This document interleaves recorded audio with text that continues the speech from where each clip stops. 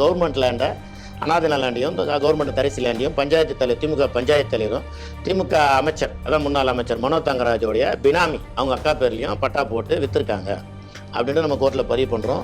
அவங்க இமீடியட்டில் அதை வந்து எவிஷன் பண்ண சொல்லி ஒரு ஆர்டர் போடுறோம். ஆனால் அதை வாங்கி வச்சுட்டாங்க பத்திரம். நம்ம தெரியல உங்களுக்கு அந்த திமுக ஆட்சியில் எல்லா பேப்பரும் அப்படியே வச்சுக்க வேண்டியது தான். ஏதாவது ஆர்டர் வந்தது உடனே என்ன பண்ணுறாங்க, தாமரை எம்எல்ஏ எஸ்ஆர் ராஜா வர்றாரு உடனே உள்ள திட்டு பசங்களுக்கு பிரச்சனைனா வந்துடுவாங்களே, ரெண்டு அவனுக்கு தானே வந்துட்டாரு. அன்பரசு சொல்கிறார், எப்போ என்ன ஆச்சு ஆர்டர் தானே வந்தது, அதெல்லாம் அப்படியே இருங்க பார்த்துக்கலாம். கண்டெம்ட் ஆர்டர் கேஸு கண்டெம்ட் போகுது. கண்டெம்ட் போகும்போது கோர்ட்டு வந்து டைட் பண்ணுறாரு. இவர் பார்த்தீங்கன்னா குறைஞ்சது ஒரு 16 ஸ்டே வாங்குறாரு, 1-2 கிடையாது. ஒவ்வொரு ஸ்டேவும் நாங்கள் கஷ்டப்பட்டு, ஏன்னா இவர் இந்த கேஸே காட்ட மாட்டார் ஸ்டே வாங்க போகும்போது. திமுகவுடைய அரசியல் செல்வாக்கு அரசு அதிகாரிகளை மிரட்டப்பட்டு இருக்கிறதுன்றது வெட்ட வெளிச்சமாக தெரியும்.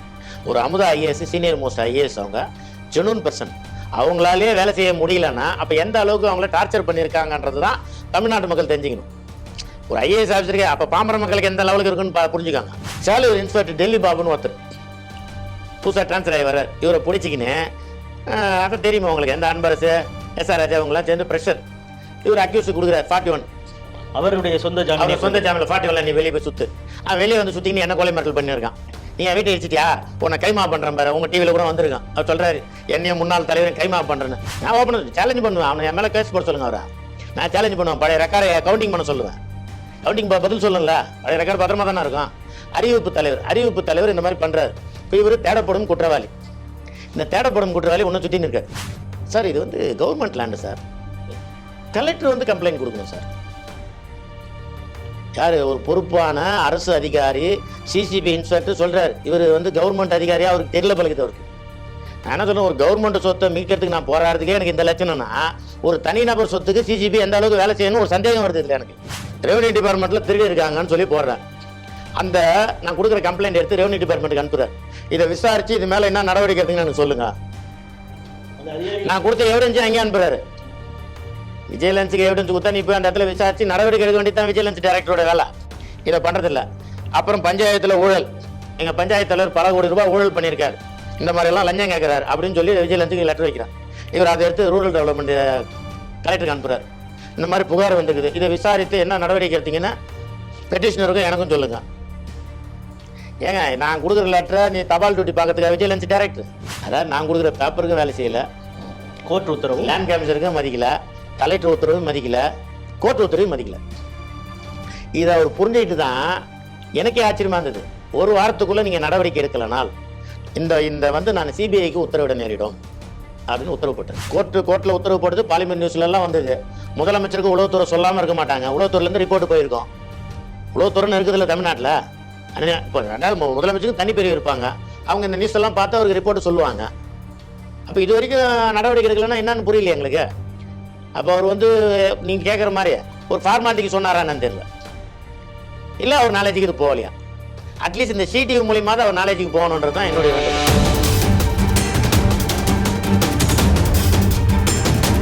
ஸ்ரீ டிவி நேயர்களுக்கு வணக்கம். எதிர்வினை நிகழ்ச்சியில் மீண்டும் சந்திப்பதில் மகிழ்ச்சி. நம்மோடு சமூக ஆர்வலர் சந்தானம் அவர்கள் இணைகிறார். வணக்கம். ஸ்ரீ டிவி நேயர்களுக்கு அனைவருக்கும் வணக்கம். அகரம் தென் அந்த பகுதியில் ஏற்கனவே பல முறை இங்கே பேசியிருக்கிறோம். திமுகவுடைய முன்னாள் அமைச்சர் மனோ தங்கராஜ் அவங்களுடைய சகோதரி அவங்க ஆக்கிரமித்த நிலம், அரசு நிலம், அரசுக்கிட்ட அந்த நிலத்தை கொடுக்கணும் அப்படிங்கிறது தான் அவங்களுடைய ப்ளீடாக இருந்தது. தீர்ப்பெல்லாம் கலந்துருச்சு, ஆக்கிரமிப்பை அகற்றணும்னு பல முறை இது பண்ணது. கண்டெம்ட் ஆஃப் தி கோர்ட்டு போய் அதுலேயும் உங்களுக்கு தீர்ப்பு வந்த பிறகும் அதை இப்போது வரை செயல்படுத்தலை. சமீபத்தில் நம்ம ஸ்ரீ டிவிலேயே அந்த செய்தியை எடுத்திருந்தோம்.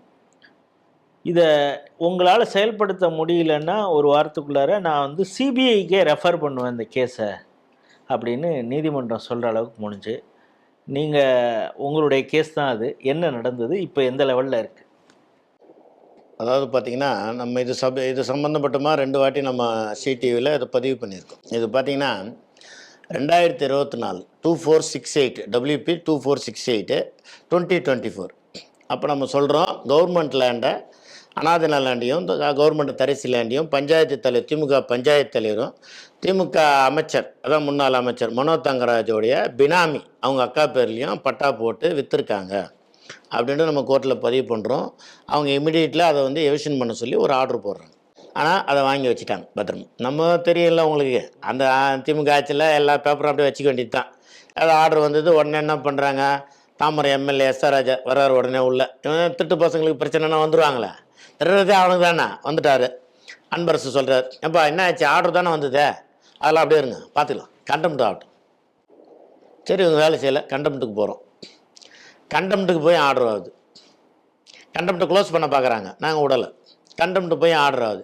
இது நடுவில் பார்த்தீங்கன்னா அந்த பஞ்சாயத்து தலைவர், திமுக பஞ்சாயத்து தலைவர் பேர் ஜெகதீஸ்வரன்.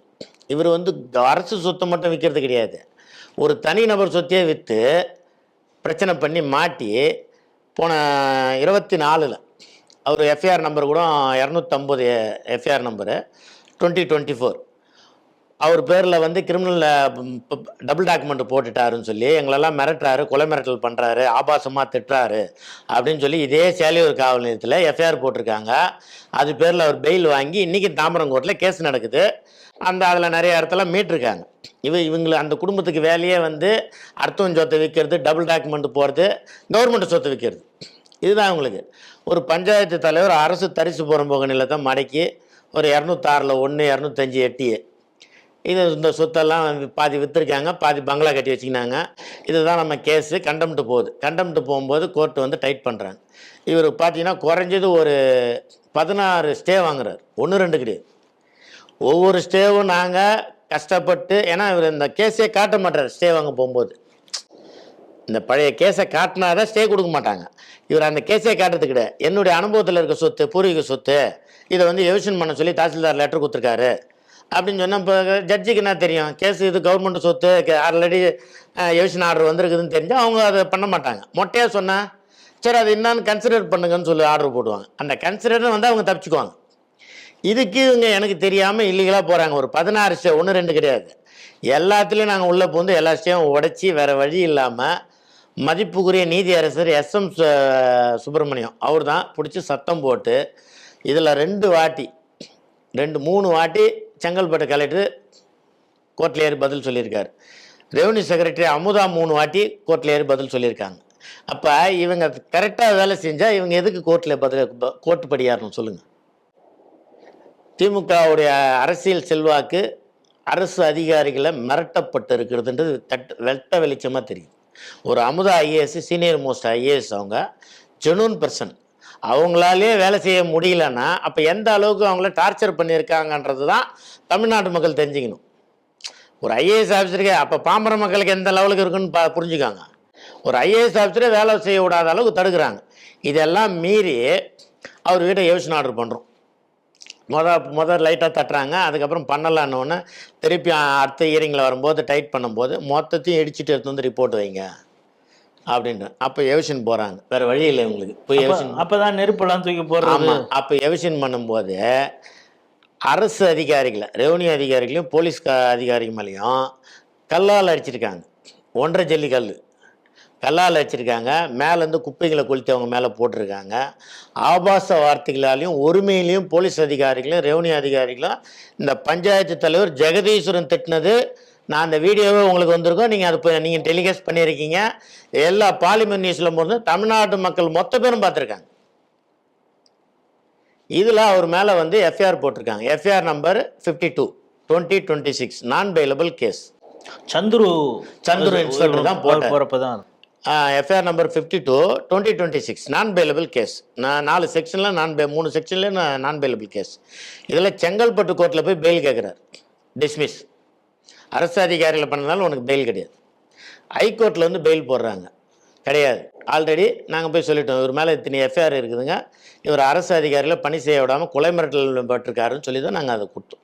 அதுலேயும் டிஸ்மிஸ். இந்த 2 இதில் டிஸ்மிஸ் ஆனது நார்மலாக வந்து இப்போ சென்ட்ரல் கவர்மெண்ட்டு ஒரு செக்ஷன்லாம் போட்டாங்க தெரியுங்களா, அதில் ஒரு இது என்ன சொல்லியிருக்காங்கன்னு கேட்டிங்கன்னா, யார் மேலேயாவது எஃப்ஐஆர் இருந்தால் நான் பெயிலபிளாக இருந்தாலும் அவங்களுக்கு வந்து அவங்க அதை வேறு எதுவும் கேஸ் கிடையாது, அவங்கள வந்து தப்பிச்சு போக மாட்டாங்க, அக்யூஸ்ட் கிடையாது, பழைய எதுவும் ரெக்கார்டு இல்லைன்னா அவங்கள 41 நீங்கள் ஒரு லெட்டர் கொடுத்து நீங்கள் போய் கோர்ட்டில் ஆஜராகிடணும் அப்படின்னு ஒரு 41 சொல்லிட்டு ஒரு செக்ஷன் அதில் இருக்குது. அது இப்போ பாரத் அதில் இருக்கு.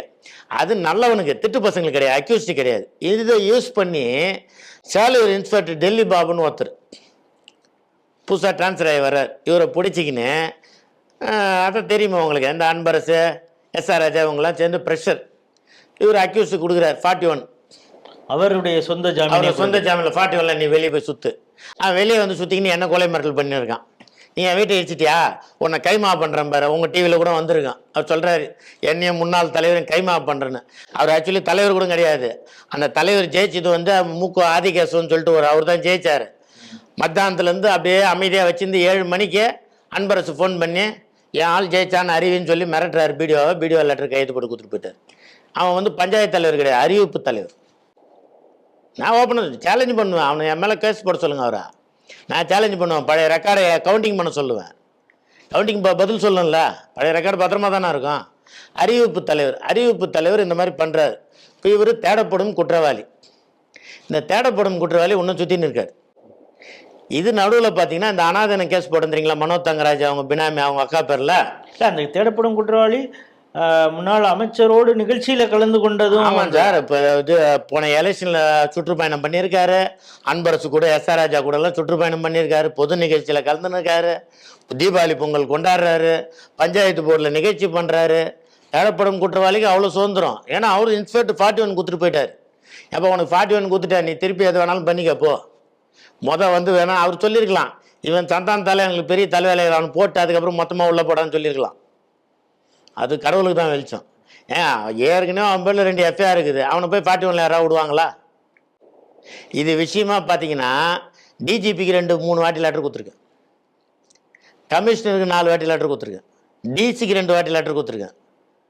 இவங்க எல்லாருமே இப்போ போலீஸ் டிபார்ட்மெண்ட்லேயும் கவர்மெண்ட்டில் பார்த்தீங்கன்னா இப்போ நீங்கள் டிஜிபிக்கு ஒரு லெட்டர் கொடுக்குறீங்க. டேக் டைவர்ஷன் கமிஷனர் உடனே பார்ப்பார். டேக் டைவர்ஷன் டிசி பார்ப்பார். Take diversion AC, take diversion inspector வேலை செய்யலைன்னு நான் கம்ப்ளைண்ட் கொடுக்குறேன். இது டேக் டைவர்ஷனில் போய் சுற்றி நீங்கள் வருது. இன்ஸ்பெக்டர் வாங்குறாரு, மொத்தமாக பத்திரமா வச்சுக்கிறார். அதுக்கப்புறம் நீங்கள் மெரினா பீச்சுக்கு காற்று வாங்க போனீங்கன்னு வச்சுக்கோங்க, அந்த நீங்கள் கொடுத்த டேக் டைவர்ஷன் பேப்பர் சுண்டல்களில் இருக்கும். இவ்வளோ paper sir, 7 kilo 8 kilo evidence போட்டு எடுத்துன்னு போய் இவங்க நடவடிக்கை எடுக்கலன்னு சொல்லி இப்போ புதுசாக ஒரு தாம்பரம் கமிஷனர் வந்திருக்கார்.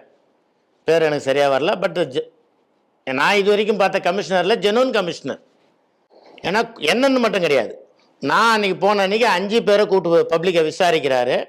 ஒரு பப்ளிக்கு 15 நிமிஷம் டைம் கொடுத்து அவங்க பேப்பரை வெரிஃபிகேஷன் பண்ணி அவரே ஆர்டர் போடுறார். இந்த செக்ஷன் இதை நடவடிக்கை எடுங்க இந்த டிபார்ட்மெண்ட்டுன்னு சொல்லி எழுதுறாரு.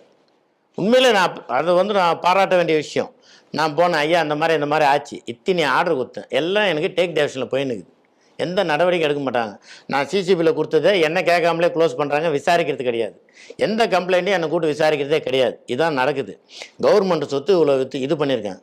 உடனே அன்றைக்கி கூப்பிட்டு அன்றைக்கி அங்கே கூட அந்த ஏசியை கூப்பிட்டு நான் சொன்னேன்னு சொல்லி சிசிபி டிசி கிட்ட கொடுத்து இதை என்னான்னு இமீடியட்டாக நடவடிக்கை எடுங்கன்ற எடுத்துமே கொடுக்குறோம்.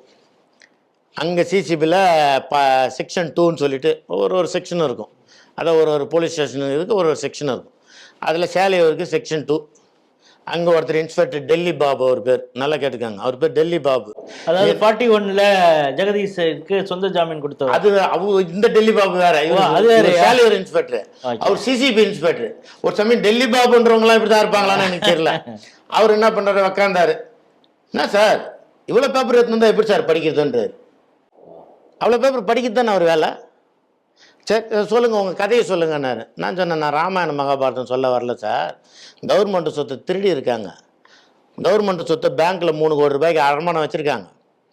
லே அவுட்டு போட்டு விற்றுருக்காங்க. அதை தான் நான் கம்ப்ளைண்ட் கொடுத்தேன். இப்போ உங்கள் டிசி கிட்ட கொடுத்து உங்களை விசாரிக்க சொல்லி கொடுத்தேன். அப்படியா, சரி காட்டுங்க. எல்லாத்தையும் பார்த்தார். பார்த்துட்டு, சார் இது government land sir, collector complaint கொடுக்கணும் சார். யார், ஒரு பொறுப்பான அரசு அதிகாரி சிசிபி இன்ஸ்பெக்டர் சொல்கிறார். இவர் கவர்மெண்ட் அதிகாரியாக அவருக்கு தெரியல பழகுது அவருக்கு. நான் என்ன சொல்கிறேன், ஒரு கவர்மெண்ட் சொத்தை மீட்கிறதுக்கு நான் போராடுறதுக்கே எனக்கு இந்த லட்சணம்னா, ஒரு தனிநபர் சொத்துக்கு சிசிபி எந்த அளவுக்கு வேலை செய்யணும் ஒரு சந்தேகம் வருது இதில் எனக்கு. இப்போ பாமர மக்கள் போய் சிசிபியில் கொடுத்தா அப்போ எனக்கே அந்த விஷயம் தெரிஞ்ச எனக்கே இந்த இது பண்ணுறாங்க. விஷயம் தெரியாதுன்னு எவ்வளோ பேர் இவங்க சாவடிப்பாங்க. நான் சொன்னேன், சார் ரெவன்யூ திருடிச்சின்னு சொல்லி தான் கம்ப்ளைண்ட் கொடுத்துருக்கேன். திருப்பி அவர் வந்து கம்ப்ளைண்ட் கொடுக்கணும்னா திருன்னும் எப்படி கம்ப்ளைண்ட் கொடுப்பான்னு கேட்டேன். நான் கேட்டேன் தப்பா இல்லைங்களா? நான் கேட்டேன் சரி ஒன்று பண்ணுங்க, ஒன்று நான் இதை விசாரிக்க முடியாது கவர்மெண்ட் சொத்துன்னு ரிட்டர்னில் எழுதி கொடுத்துருங்க. அதையும் எழுதி கொடுக்க மாட்டார். சரி நான் இன்றைக்கி ஆஜரானேன், என்னுடைய ஸ்டேட்மெண்ட் இதுதான் நான் எழுதி கொடுக்குறேன்னு அதையும் வாங்க மாட்டேன்றார். ரிசீவ் பண்ணுன்னா வாங்க மாட்டேன்றார். பயந்துன்னு எதுக்கு சார் சிசிபியில் வேலை செய்யணும் சார்? இதில் நிறைய பேர் மாட்டுவாங்க சார். அரசு அதிகாரிகள் தப்பு பண்ணவங்களை பிடிக்கிறதுக்கு தானே சார் சிசிபி. போலீஸ் டிபார்ட்மெண்ட் எதுக்கு? அரசு அதிகாரிகள் மட்டும் திருடினானா அவனை விட்டுணுமா? ஒரு பொறுப்பான ஒரு அதிகாரி இன்ஸ்பெக்டரு இந்த ரெஸ்பான்சிபிலிட்டி சொல்கிறாரு அவர். நான் அப்புறம் சொன்னேன் சரி சார் இப்போ என்ன பண்ண போகிறீங்க, நீங்கள் வந்ததுக்கு ஒரு ஸ்டேட்மெண்ட் எழுதி கொடுத்துருங்க. சரி நான் சொல்கிறேன் டைப் அடிக்க சொல்லுங்கள். அதில் எல்லா ஸ்டேட்மெண்ட்டையும் சொன்னேன். இன்றைக்கி வந்தேன், இதுக்கு உண்டான எவிடன்ஸ் எல்லாம் உங்ககிட்ட ஒப்படைச்சிருக்கேன் சொல்லி எழுதி கையெழுத்து போட்டு அதுக்கு அக்னாலஜ்மெண்ட் கூட தரமாட்டேன்ட்டார். அந்த காப்பியை மட்டும் நான் ஃபோட்டோ எடுத்துன்னு வந்தேன். நான் எழுதி கையெழுத்து போட்ட காப்பி எனக்கு வேணும்னு சொல்லிட்டு ஒரு ஃபோட்டோ எடுத்துன்னு வந்தேன். இந்த லட்சணத்தில் இந்த டிபார்ட்மெண்ட்டு ஓடி நிற்குது. இது நடுவில் நான் ஹைகோர்ட்டில் இந்த கேஸ் எல்லாம் இவங்க யாரும் நடவடிக்கை எடுக்கல. ஹைகோர்ட்டில் ஒரு ரிட்டு போகிறோம். விஜிலன்ஸு நடவடிக்கை எடுக்கல. விஜிலன்ஸில் அப்படியே தான். விஜிலன்ஸில் இந்த பெட்டிஷன் போடுறேன் எப்போயிலேருந்து 2018 எந்த பெட்டிஷன் போட்டாலும் சரி விஜிலன்ஸில். அதில் யாரோ ஒரு நல்ல சூப்பரண்ட் ஆஃப் போலீஸ் தாசோன்மோன்னு பேர் வந்தது. அதில் அவருக்கு எந்த லெட்டர் போட்டாலும் சரி டேக் டேவிஷன் ஒர்க்கு தான் வருது. அவர் பார்க்கட்டும், எனக்கு கேள்வி கேட்குறேன், நான் பதில் சொல்லுவேன். ஏன் சார் ரெவன்யூ டிபார்ட்மெண்ட்டில் திருடி இருக்காங்கன்னு சொல்லி போடுறேன். அந்த நான் கொடுக்குற கம்ப்ளைண்ட் எடுத்து ரெவன்யூ டிபார்ட்மெண்ட்டுக்கு அனுப்புகிறார். இதை விசாரித்து இது மேலே என்ன நடவடிக்கை எடுத்தீங்கன்னு எனக்கு சொல்லுங்கள். நான் கொடுத்த எவிடன்ஸை அங்கேயே அனுப்புகிறாரு. விஜிலன்ஸுக்கு எவிடன்ஸ் கொடுத்தா நீ போய் அந்த இடத்துல விசாரித்து நடவடிக்கை எடுக்க வேண்டியது தான் விஜிலன்ஸ் டைரக்டரோட வேலை. இதை பண்ணுறதில்ல. அப்புறம் பஞ்சாயத்தில் ஊழல், எங்கள் பஞ்சாயத்து தலைவர் பல கோடி ரூபாய் ஊழல் பண்ணியிருக்கார், இந்த மாதிரியெல்லாம் லஞ்சம் கேட்குறாரு அப்படின்னு சொல்லி விஜிலன்ஸுக்கு லெட்டர் வைக்கிறார். இவர் அதை எடுத்து ரூரல் டெவலப்மெண்ட் கலெக்டருக்கு அனுப்புகிறார். இந்த மாதிரி புகார் வந்துருக்குது, இதை விசாரித்து என்ன நடவடிக்கை எடுத்தீங்கன்னா பெட்டிஷனருக்கும் எனக்கும் சொல்லுங்கள். ஏங்க நான் கொடுக்குற லெட்டரை நீ தபால் டியூட்டி பார்க்கறதுக்காக விஜிலன்ஸ் டிபார்ட்மெண்ட் எதுக்கு? ஒரு ஊழல் நடைபெறுகிறது, அந்த ஊழலை நீங்கள் விசாரித்து நடவடிக்கை எடுக்கணுன்ட்டு தான் பெட்டிஷன் கொடுக்குறோம். இப்போ நீ இதை அனுப்புறதுக்கு விஜிலன்ஸ் தேவையில்லையே, போஸ்ட் ஆஃபீஸ் போதுமே. அதுக்கு ஒரு டைரக்டரு, அவருக்கு எப்படி 2 லட்ச ரூபா சம்பளம், ஏசி காரு, ஏசி ரூமு. இன்றைக்கி நீங்கள் விஜிலன்ஸ் டைரக்டர் நேராக போய் பார்க்க முடியாது விஜிலன்ஸ் ஆஃபீஸில், தெரியுமா உங்களுக்கு? நீங்கள் தமிழ்நாட்டு மக்களும் சரி, நான் தமிழ்நாடு முதலமைச்சருக்குன்னு சொல்கிறேன், நான் 2 வாட்டி டைரக்டரை பார்க்க போயிருக்கேன், அலோவ் பண்ணல. அவங்க டைரக்டர் அந்த மாதிரிலாம் பண்ண முடியாது சார்ன்றாங்க. அப்போ இவங்க யாரை காப்பாற்றுறதுக்கு அந்த டைரக்டர் பார்க்க அலோவ் பண்ண தாமரை போலீஸ் கமிஷனில் அலோவ் பண்ண மாட்டாங்க சார். நான் சண்டை போட்டிருக்கேன். இப்போ லாஸ்ட் டைம் தாமரம் போலீஸ் கமிஷனர் பார்க்கறதுக்கு அப்போ அன்றைக்கி சொல்கிறாங்க இல்லை சார் அப்படின்னாரு ஒரு டிசி. நான் சொன்னேன் இது வரைக்கும் கொடுத்த பேப்பர் எதையும் நீங்கள் நடவடிக்கை எடுக்கல, அதனால் நான் கமிஷனை பார்த்து தான் கொடுப்பேன் அப்படின்னு சண்டை போட்டதுக்கப்புறம் தான் கமிஷனை பார்க்க விட்டாங்க. அப்போ இவங்களுடைய பிரச்சனை வந்து தலைமைக்கு போகக்கூடாதுன்னு தடுக்கிற அளவுக்கு இருக்காங்க அவங்க. நான் போனதுனால ஒரு ஜெனூனான ஒரு கமிஷனர் இருக்காருன்றது எனக்கு சந்தோஷமாச்சு. இப்போ அதே மாதிரி விஜிலன்ஸ் டைரக்டர் நல்லவராக இருந்திருக்கலாம். இவங்க கீழே இருக்கிறவங்க தடுத்து அந்த அவங்க நாலேஜுக்கு கொண்டு போகாமல் தடுக்கிறாங்கன்றது இது கவர்மெண்ட் விஷயம். போனால் நம்ம ஆளுங்கள்லாம் மாட்டுவாங்க, ஏன்னா எல்லாம் ஒரே வகைரா இல்லை, நம்ம ஆளுங்களை காப்பாற்றி விட்டுடலாம். இதெல்லாம் ஒரு பொழப்பா சார்? இது அரசு அதிகாரிகள் என்ன பண்ணணும்? அரசு நிலத்தை காப்பாற்றணும். கவர்மெண்ட் நல்லா இருந்தால் தான் சார் நீங்கள் அரசு அதிகாரிகள். எல்லாருக்கும் கவர்மெண்ட் வேலை கிடைக்கணும், ஆனால் கவர்மெண்ட் வித்து தின்ட்டு போனால் எங்கேருந்து கவர்மெண்ட் வேலை கிடைக்கும்? இது இந்த லட்சத்தில் ஓடி இருந்தது. இதை நாங்கள் ஹைகோர்ட்டில் ரிட்டு போட்டோம். WP 4166 2026 போட்டோம். அப்போ அப்துல் கோட்ஸ்ன்னு சொல்லிட்டு ஒரு நீதி அரசர், அவர் தான் வந்து டைரக்ட் ஆர்டர் போடுறார், கவுண்டர் ஃபைல் பண்ணுங்க. 2வது மாதம் போடுறார், பிப்ரவரி மாதம். இது வரைக்கும் யாரும் கவுண்டர் போடல.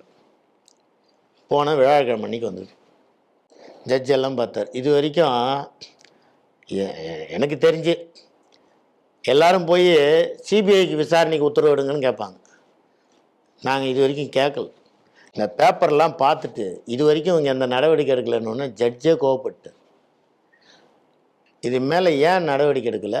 அரசு சொத்தை விற்றவங்க பட்டா போட்டு கொடுத்தவங்க மேலே ஏன் கிரிமினல் ஆக்ஷன் எடுக்கலை?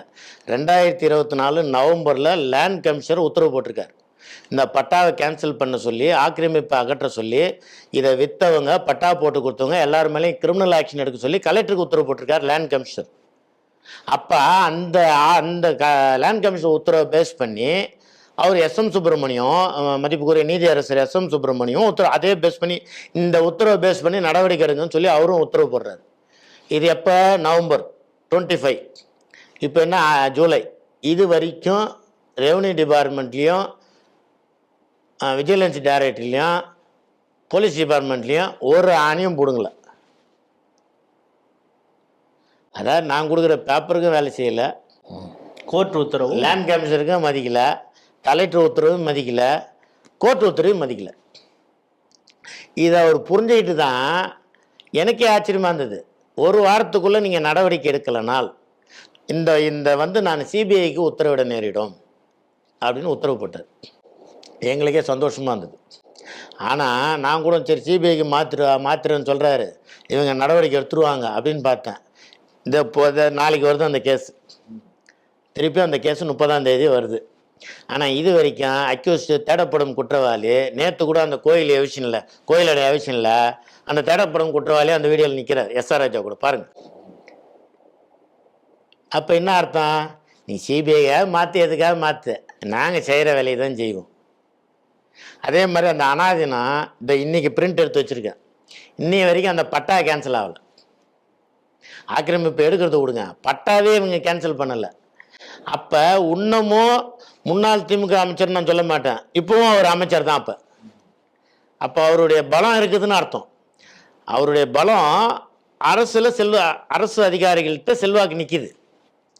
இதை தான் நான் சிடிவி மூலியமா தமிழ்நாடு முதலமைச்சர் ஜோசப் விஜய்க்கு நான் பதிவு பண்ணுறேன். தாம்பரத்தில் எம்எல்ஏ கில்லி சரத்குமார் ஒன்றும் எடுபடலை, அங்கே எஸ்ஆர் ராஜா தான் ஒன்றும் குலைச்சிறார். வேறு எம்எல்ஏ டிவிக்கு எம்எல்ஏ தான், பட் அவங்க இப்போ இந்த மாதிரி தப்பான விஷயத்துக்கு தலையிடக்கூடாதுன்னு அவர் வார்ன் பண்ணியிருக்காரு, அவங்க வரல. ஆனால் அரசு அதிகாரிகளில் இன்னைக்கு யார் கண்ட்ரோல் இருக்குது? அதாவது தாம்பரம் எம்எல்ஏ கண்ட்ரோல் இல்லை, முன்னாள் எம்எல்ஏ எஸ்ஆர் ராஜா கிட்டேயும் முன்னாள் அமைச்சர் அன்பரசு கிட்டையும் தான் இருக்குது.